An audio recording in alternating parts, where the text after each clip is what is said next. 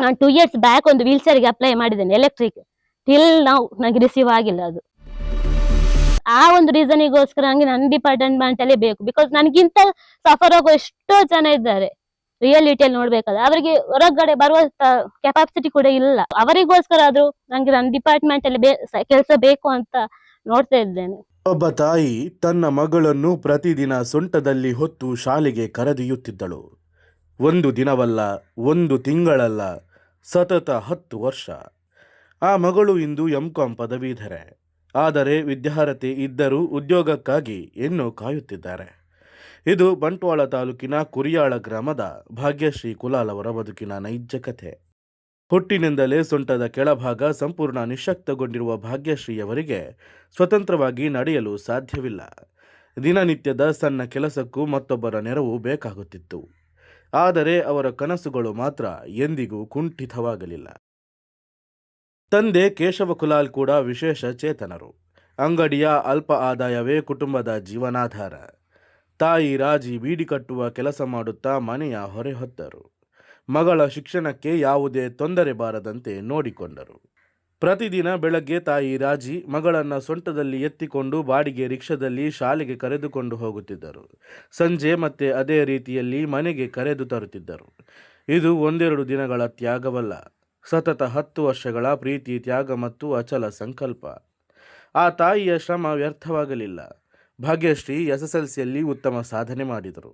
SVS ಕಾಲೇಜಿನಲ್ಲಿ PUC ಶಿಕ್ಷಣವನ್ನು ಉತ್ತಮ ಅಂಕಗಳೊಂದಿಗೆ ಪೂರ್ಣಗೊಳಿಸಿದರು. ನಂತರ ವಿವಿಧ ಸಂಘ ಸಂಸ್ಥೆಗಳ ವಿದ್ಯಾರ್ಥಿ ವೇತನದ ನೆರವಿನಿಂದ ಪದವಿ ಹಾಗೂ ಸರಕಾರಿ ಕಾಲೇಜಿನಲ್ಲಿ ಎಂ.ಕಾಂ ಪದವಿಯನ್ನು ವಿಶೇಷ ದರ್ಜೆಯಲ್ಲಿ ಪೂರ್ಣಗೊಳಿಸಿದರು. ಭಾಗ್ಯಶ್ರೀಯವರ ಅಕ್ಕ ವಿದ್ಯಾಶ್ರೀ ಕೂಡ ಪ್ರತಿಭಾವಂತೆ. ಅವರು ಕೂಡ ಪದವಿ, ಸ್ನಾತಕೋತ್ತರ ಹಾಗೂ ಕೆಸೆಟ್ ಹಾಗೂ ನೆಟ್ ಪರೀಕ್ಷೆಗಳನ್ನು ಉತ್ತೀರ್ಣರಾಗಿದ್ದಾರೆ. ಆದರೂ ಅವರಿಗೂ ಕೂಡ ಸ್ಥಿರ ಉದ್ಯೋಗ ಇನ್ನೂ ದೊರೆತಿಲ್ಲ. ನಾನು 10th ಅನ್ನ ಲೋರೆಟೋ ಸ್ಕೂಲಲ್ಲಿ ಮಾಡಿದ್ದು ಟಿಲ್ 10th. ಆಮೇಲೆ ನನ್ನ ಡಿಗ್ರಿ ಮತ್ತೆ PUC ನಾನು ಶ್ರೀ ವೆಂಕಟರಮಣ ಸ್ವಾಮಿ ಕಾಲೇಜ್ ಬಂಟ್ವಾಳದಲ್ಲಿ ಮಾಡಿದ್ದು. ಮತ್ತೆ ನನ್ನ ಮಾಸ್ಟರ್ಸ್ ನ ಕಂಪ್ಲೀಟ್ ಮಾಡಿದ್ದು GFGC ವಾಮದಪದವಲ್ಲಿ. ಸೊ ನನ್ನ ಪರ್ಸೆಂಟೇಜ್ ಎಲ್ಲದರಲ್ಲೂ ನಾನು 10th ಮತ್ತೆ PUC ಅಲ್ಲಿ ನನಗೆ ಫಸ್ಟ್ ಕ್ಲಾಸ್ ಬಂದಿದೆ. ಮತ್ತೆ ಡಿಗ್ರಿಯಲ್ಲಿ ಮತ್ತೆ ಮಾಸ್ಟರ್ಸ್ ಅಲ್ಲಿ ನಂದು ಡಿಸ್ಟಿಂಕ್ಷನ್. ಸೊ ಈಗ ಎಂತ ಅಂದ್ರೆ ಅಟ್ ಪ್ರೆಸೆಂಟ್ ನಾನು 1 ಇಯರ್ ಆಯ್ತು ಕಂಪ್ಲೀಟ್ ಆಗಿ. ಆಗಸ್ಟ್ ಅಲ್ಲಿ ನಂದು ಎಜುಕೇಶನ್ ಕಂಪ್ಲೀಟ್ ಆಗಿದ್ದು. ಬಟ್ ನಂಗೆ ಇನ್ನೂ ಜಾಬ್ ಆಪರ್ಚುನಿಟಿ ಸಿಕ್ಕಿಲ್ಲ. ಅಂಡ್ ನಾನು ಅಷ್ಟು ಯಾವ್ದಕ್ಕೆ ಅಪ್ಲೈ ಮಾಡ್ಲಿಕ್ಕೆ ಹೋಗಿಲ್ಲ. ಬಿಕಾಸ್ ಸೇಲ್ಸ್ ಮತ್ತೆ ಕಸ್ಟಮರ್ಸ್ ಆಗ್ಬಿಟ್ಟು ನಾನು ಅಪ್ಲೈ ಮಾಡ್ಲಿಕ್ಕೆ ಹೋಗಿಲ್ಲ. ಮತ್ತೆ ನಂಗೆ ಅಪ್ ಅಂಡ್ ಡೌನ್ ಮಾಡ್ಲಿಕ್ಕೆ ಕಷ್ಟ ಆಗ್ತದೆ. ಬಿಕಾಸ್ ನಾನು ಡ್ರೈವಿಂಗ್ ಇನ್ನು ಕಲ್ತಿಲ್ಲ, ಇನ್ನು ಕಲಿಬೇಕಷ್ಟೇ. ಏನಾದ್ರು ಮಂಗ್ಳೂರಿಗೆ ಹೋಗಿ ಬರುದಾದ್ರೂ ಅದು ತುಂಬಾ ಲಾಂಗ್ ಆಗ್ತದೆ ನನಗೆ. ಅಂದ್ರೆ ನಾನು ಅರ್ನ್ ಮಾಡಿದೆಲ್ಲ ಅದಕ್ಕೇನೆ ಇದು ಯೂಸ್ ಮಾಡ್ಬೇಕಾಗ್ತದೆ. ಅದಕ್ಕೋಸ್ಕರ ನಾನು ಮಂಗ್ಳೂರಲ್ಲಿ ಯಾವುದು ಅಪ್ಲೈ ಮಾಡಿಲ್ಲ. ಬಟ್ ಮೈಸೂರಲ್ಲಿ ಮಾಡಿದ್ದೆ 1-2-3 ಕಾರ್ಪೊರೇಟ್ ದಾಗೆ. ಬಿಕಾಸ್ ನಮ್ಮ ಫ್ಯಾಮಿಲಿ ಇದೆ ಅಲ್ಲಿ.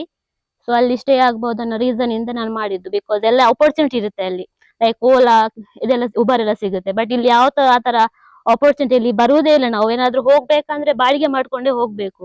ಅದು ತುಂಬಾ ಎಕ್ಸ್ಪೆನ್ಸ್ ಆಗುತ್ತೆ. ಇವನ್ ನಂದು ಮಾಸ್ಟರ್ಸ್ ಕೂಡ ಹಾಗೆ ಪರ್ ಡೇ ನಾನು 500 ಪೇ ಮಾಡ್ಬಿಟ್ಟು ಹೋಗ್ತಾ ಇದ್ದದ್ದು ಕಾಲೇಜಿಗೆ, ಕಂಪ್ಲೀಟ್ ಮಾಡ್ಬೇಕು ಅನ್ನೋ ಒಂದೇ ಒಂದು ಇಂಟೆನ್ಷನ್ ಇಂದ.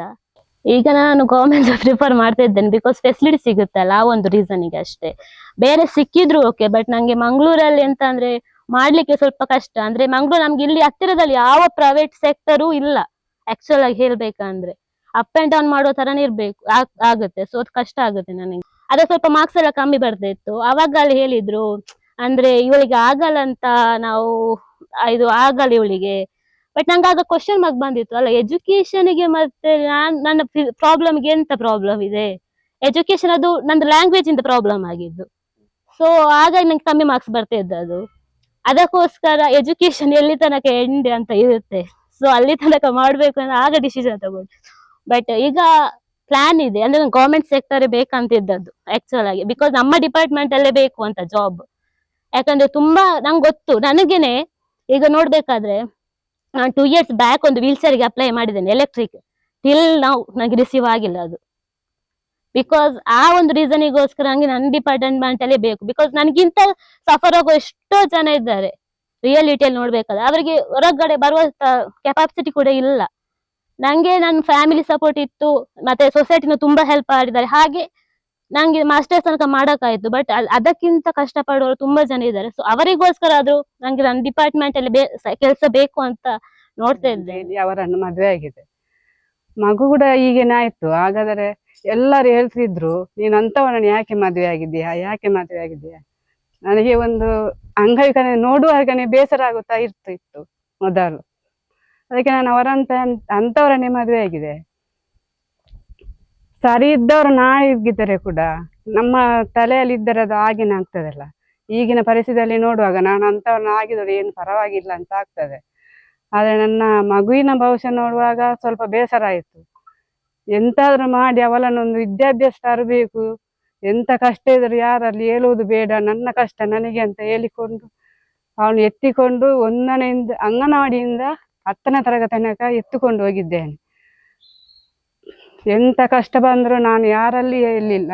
ನನ್ನ ಫ್ಯಾಮಿಲಿ, ಗಂಡನ ಫ್ಯಾಮಿಲಿ ಮಾತ್ರ ಇದ್ದದ್ದು. 10ನೇ ತರಗತಿಯಿಂದ ಎಲ್ಲರ ಸಮಾಜ ಬಂದು ನನ್ನ ಮಗುವಿಗೆ ಹೆಲ್ಪ್ ಮಾಡಿದ್ದು, ತುಂಬ ಹೆಲ್ಪ್ ಆಯಿತು. ಹಾಗಾದರೆ ಅವಳ M.Com ತನಕ ಕರ್ಕೊಂಡು ಹೋಗಿದ್ದೆ ಶಾಲೆಗೆ. ಜಾಬ್ ಒಂದು ಆಗಬೇಕು ಅಂತ ಆಸೆ ಉಂಟು. ಅದು ಎಲ್ಲಿ ಆಗ್ತದೆ ಏನಂತ ಗೊತ್ತಿಲ್ಲ.